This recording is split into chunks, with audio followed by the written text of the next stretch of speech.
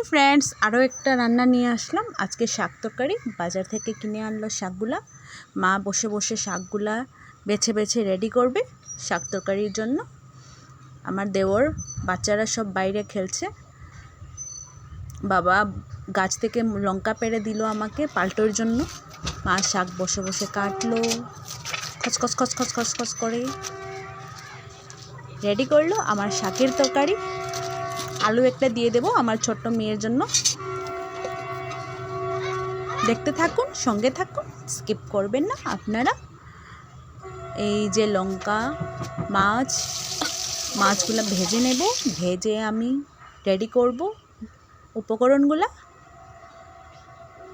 রাঁধুনি অল্প দিয়ে দেব, গুঁটো জিরে দিয়ে দেব, ফোড়ন দিয়ে কাঁচা লঙ্কা ভেজে আলুগুলা ঢেলে আমি শাকগুলো এখন দিয়ে দেব তরকারিতে।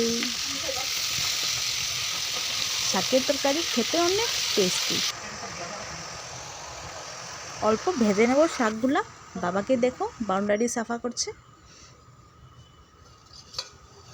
এটা হলো গিয়ে চালের গুঁড়া শাকের তরকারিতে দেব।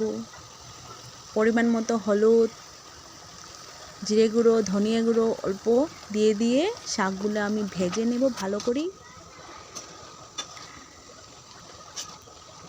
ভেজে আমি পরিমাণ মতো জল দিয়ে দেব শাক তরকারিতে।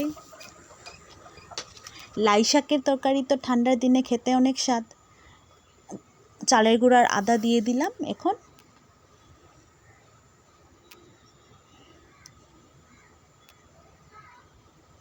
মাছ দিয়ে এটাকে অল্প বয়েল হওয়ার জন্য রেখে দেব।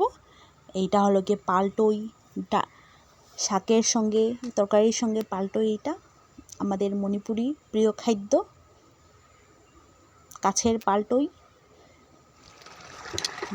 শাক তরকারি এখন শেষ হতে চলেছে। আরও অল্পখানি এটাকে জাল দেব, ধনিয়া দিয়ে দেব লাস্টে। শেষ আমার শাকের তরকারি। এখন ভাত বেড়ে দেব। ভিডিওটা ভালো লেগে থাকলে লাইক, শেয়ার, সাবস্ক্রাইব করবেন। Thank you so much.